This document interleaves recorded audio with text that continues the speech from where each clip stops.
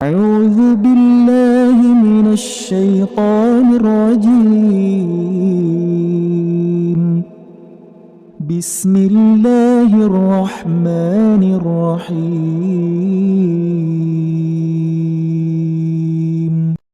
Bismillahirrahmanirrahim. Assalamualaikum warahmatullahi wabarakatuh.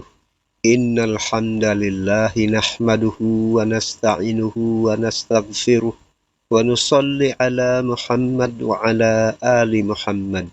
Pemirsa yang dirahmati Allah Subhanahu wa taala, jumpa lagi di channel Zaman Akhir. Bagaimana kabar semuanya? Semoga sehat walafiat dan dalam lindungan Allah Subhanahu wa taala.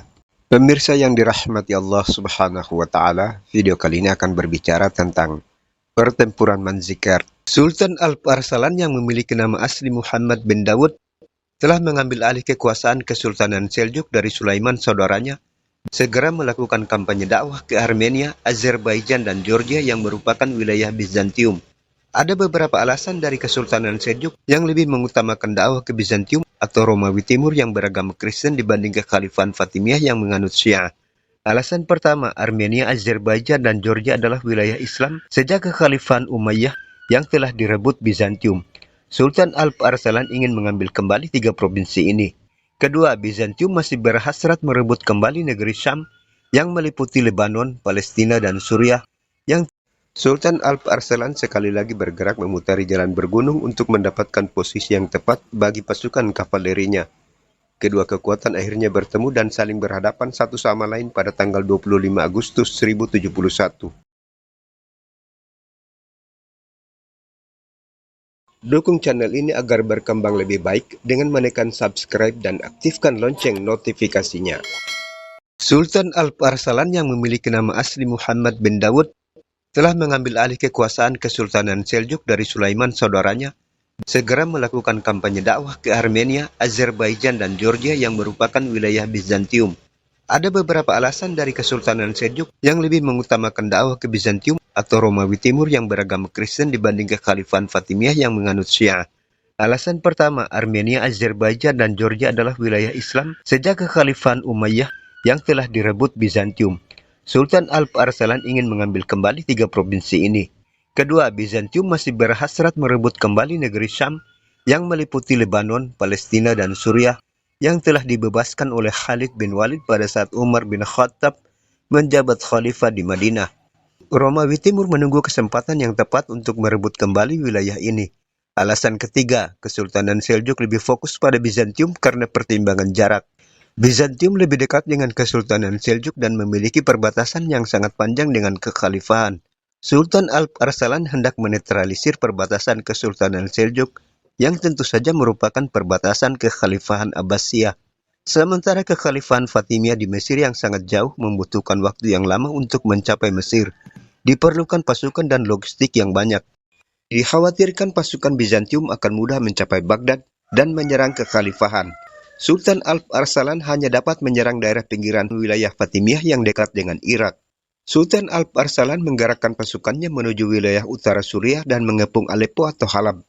Sementara itu, Bizantium berhasil mengendalikan semenanjung Balkan dan di daerah timur dilakukan rekonstruksi benteng-benteng yang rusak dan memperkuat perbatasan. Kekuatan Imperium Bizantium mengalami penurunan selama masa pemerintahan 11 orang kaisar. Penurunan kekuatan Bizantium dimulai pada masa pemerintahan Kaisar Konstantinos IX hingga Kaisar Konstantinos X. Pada masa pemerintahan Ishak pertama dilakukan reformasi, tetapi hanya mampu menahan laju kemunduran militer.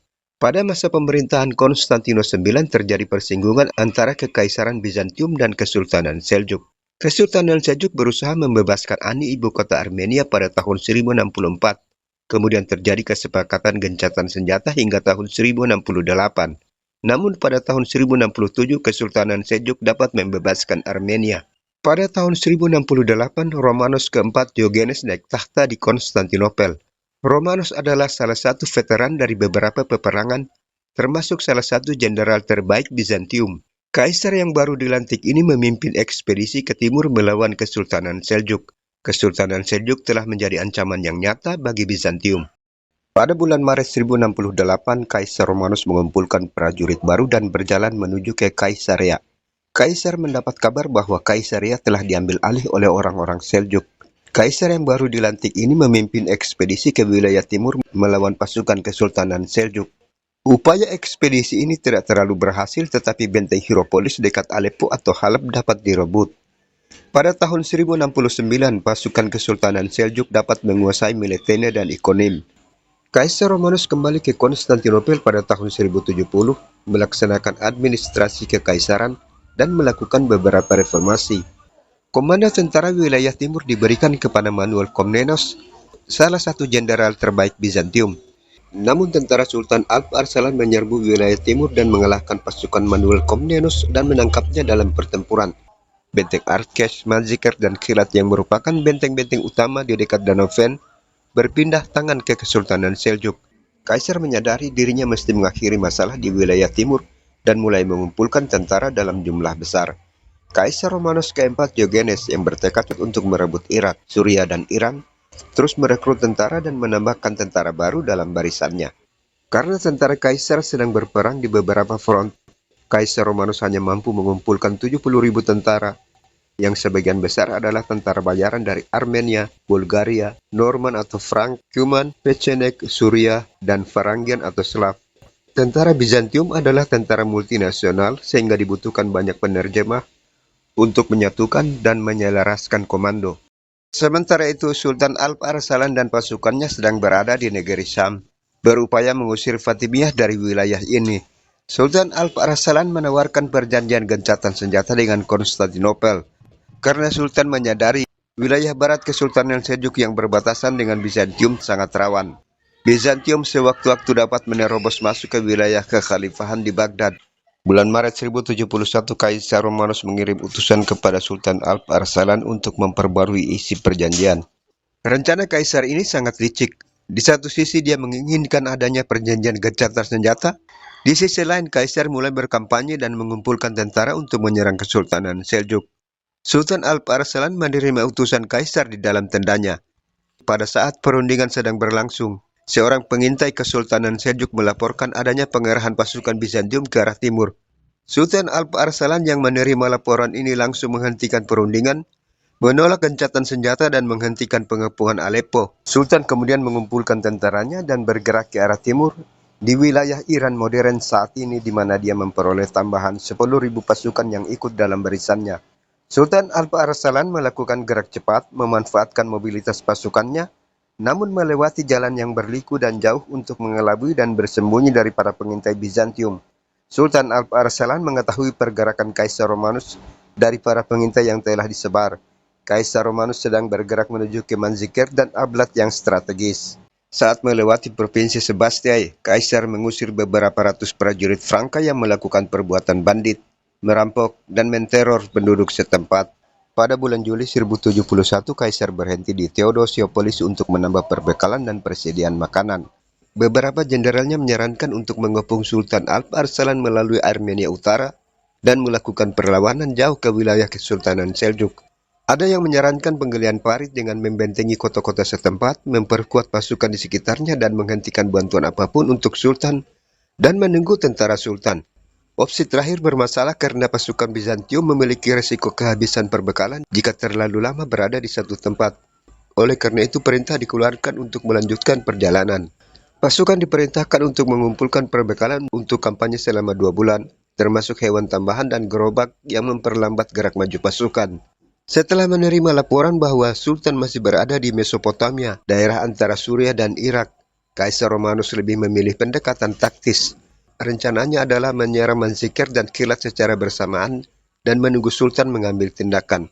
Namun Kaisar memperoleh informasi yang salah tentang keberadaan Sultan. Sultan Alp Arsalan sudah tidak berada di Mesopotamia. Ternyata jarak antara Sultan dan Kaisar sudah semakin dekat. Pengintai Sultan melaporkan setiap pergerakan pasukan Bizantium. Pada bulan Agustus, tentara Kaisar mencapai wilayah Danau Ven. Kaisar berpikir dia masih memiliki waktu yang cukup sebelum menghadapi pasukan Kesultanan Seljuk. Kaisar membagi pasukannya menjadi 2 dengan melepas Rossel dengan tentara bayaran Franka dan Joseph Tarkaniates dengan Tagmata dan pasukan pemanah elit Bizantium menuju ke selatan dengan kekuatan sekitar 20.000 tentara untuk mengambil alih dan menjaga garnison Khilat. Sementara Kaisar dengan 50.000 pasukannya akan bergerak ke Manzikert untuk merebut kota itu. Kaisar memprediksi jalur selatan adalah jalur yang akan dilalui Sultan Alp Arslan untuk melakukan pembalasan. Ternyata Kaisar salah dalam memprediksi jalur yang dilalui Sultan. Sultan Alp Arslan memanfaatkan mobilitas pasukannya dan laporan dari para pengintai yang telah disebar. Sultan Alp Arslan melewati jalan berliku di sebelah timur Danau Ven. Pegunungan yang ada di sebelah utara membantu manuver Sultan dan tentaranya dan dengan mudah dapat menyergap pasukan kedua Bizantium dari arah utara. Pasukan kedua Bizantium terkejut dengan adanya serangan ini karena mereka berharap serangan akan datang dari arah selatan. Sementara itu mata-mata Sultan telah menyebarkan berita tentang kekalahan Kaisar di Manzikert. Pasukan kedua Bizantium pun mundur teratur ke Anatolia Tengah. Sementara itu Kaisar dapat merebut Manzikert dan mulai bergerak menuju Ablat. Bizantium kurang memiliki pengintai, sementara Sultan Alp Arslan diberitahu tentang Manzikert yang dapat direbut Kaisar Romanus pada 23 Agustus. Pada 24 Agustus, pasukan Sultan dapat menghancurkan beberapa unit pasukan pengintai Bizantium. Sultan Alp Arslan sekali lagi bergerak memutari jalan bergunung untuk mendapatkan posisi yang tepat bagi pasukan kavalerinya. Kedua kekuatan akhirnya bertemu dan saling berhadapan satu sama lain pada tanggal 25 Agustus 1071. Sultan Alp Arslan mengirim utusan untuk bernegosiasi perdamaian, tetapi Kaisar Romanos yang merasa yakin dengan jumlah pasukannya, dan juga dia berpikir pasukan sekundernya akan segera kembali dan mengelilingi musuhnya, jadi Kaisar mengatakan dia akan membicarakan tentang perdamaian di ibu kota Kesultanan Seljuk di Rai. Kaisar Romanus mengirim pesan kepada pasukan sekundernya agar segera bergabung untuk menyerang pada keesokan harinya dan memerintahkan untuk membangun pertahanan. Kavaleri Sultan Alp Arslan yang terkenal gesit selalu mengganggu perkemahan sepanjang malam. Keesokan harinya Kaisar membentuk formasi pasukan untuk memulai pertempuran. Kekuatan 50.000 pasukan Bizantium dibagi dalam 4 kelompok. Pasukan pengawal Varangian dan Armenia berada di barisan tengah di bawah komando Kaisar. Tentara bayaran Suriah dan Turk berada di sebelah kiri, dan tentara bayaran Eropa berada di sebelah kanan. Sementara kaum bangsawan Bizantium yang dipimpin oleh Andronicus Doukas sebagai pasukan cadangan, dengan perintah untuk mendukung posisi yang paling berbahaya. Sementara itu pasukan Sultan Alp Arslan yang hanya berkekuatan 30.000 tentara, membentuk formasi bulan sabit dengan ujung-ujungnya menonjol ke depan. Barisan komando dipimpin Sultan Alp Arslan sebagai pusatnya berada di belakang. Pasukan Bizantium di bawah komando Kaisar Romanos keempat Diogenes berada di sebelah utara. Sementara pasukan Kesultanan Seljuk di bawah komando Sultan Alp Arslan berada di selatan. Di belakang pasukan Kesultanan terdapat celah yang tidak cukup lebar yang disediakan sebagai jebakan bagi pasukan Bizantium. Sementara beberapa ribu prajurit Kesultanan ditempatkan di atas bukit, di kiri dan kanan di antara celah yang ada di belakang pasukan Kesultanan Seljuk. Kedua pasukan sudah saling berhadapan menunggu komando untuk segera maju menyerang musuh.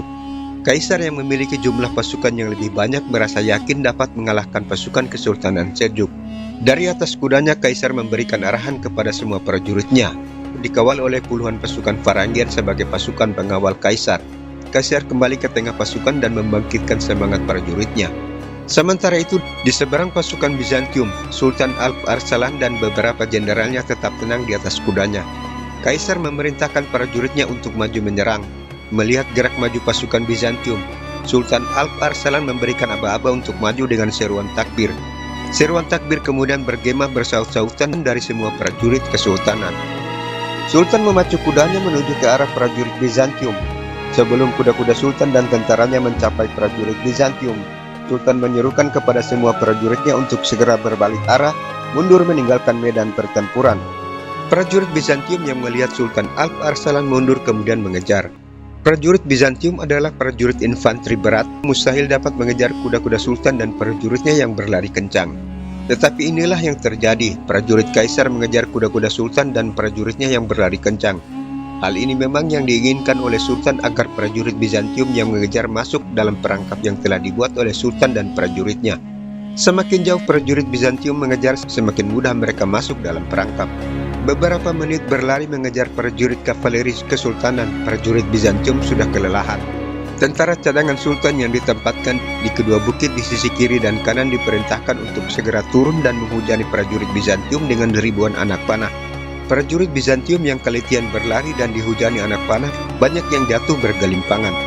Sultan yang melihat keadaan ini segera memerintahkan kavalerinya untuk berbalik dan menyerang prajurit Bizantium yang berusaha menghindari hujan anak panah. Serangan dari depan dan hujan anak panah membuat prajurit Bizantium kewalahan. Barisan tentara di bawah komando kaisar terkepung. Banyak prajurit Bizantium yang melihat keadaan ini segera melarikan diri. Tentara Varangian yang bertugas mengawal kaisar bertempur habis-habisan di samping kaisar. Tetapi apalah daya, mereka dikepung oleh ribuan prajurit kesultanan. Kaisar mengalami luka di tangannya setelah kudanya tersungkur kena tombak. Kaisar hendak menyelamatkan diri tetapi tertangkap oleh prajurit kesultanan yang segera mengepungnya. Tentara Varangian, pengawal kaisar yang tersisa, yang selamat dari pembantaian segera menyerah. Peperangan pun berakhir dengan kaisar dan ratusan pengawalnya yang tersisa menjadi tawanan perang. Sultan Alp Arsalan tidak mengenal kaisar karena belum pernah bertemu sebelumnya.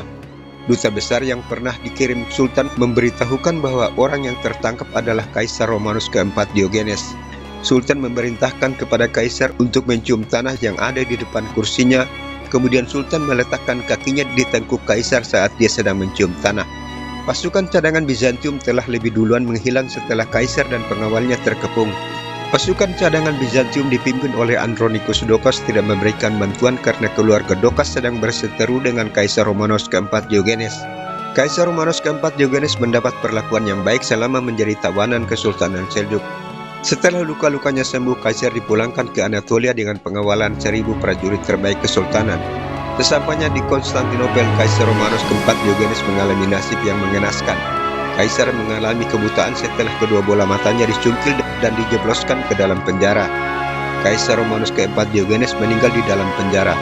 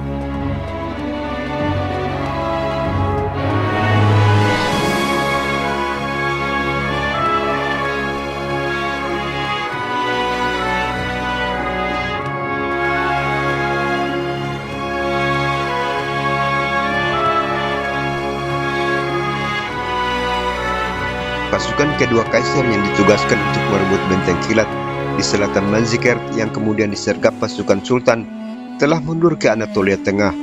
Mungkin juga pasukan ini berusaha untuk bergabung dengan kaisar, tetapi saat mereka mundur ke Anatolia Tengah ke arah barat sedangkan kaisar telah bergerak ke Manzikert jalur ke arah timur sehingga tidak bertemu dengan kaisar. Pasukan kedua ini pun menghilang dari sejarah. Terima kasih sudah menonton video ini. Jangan lupa berikan komentar dan kritikan untuk perbaikan video selanjutnya. Jika Anda menyukai video ini, tekan like, subscribe, dan lonceng notifikasinya.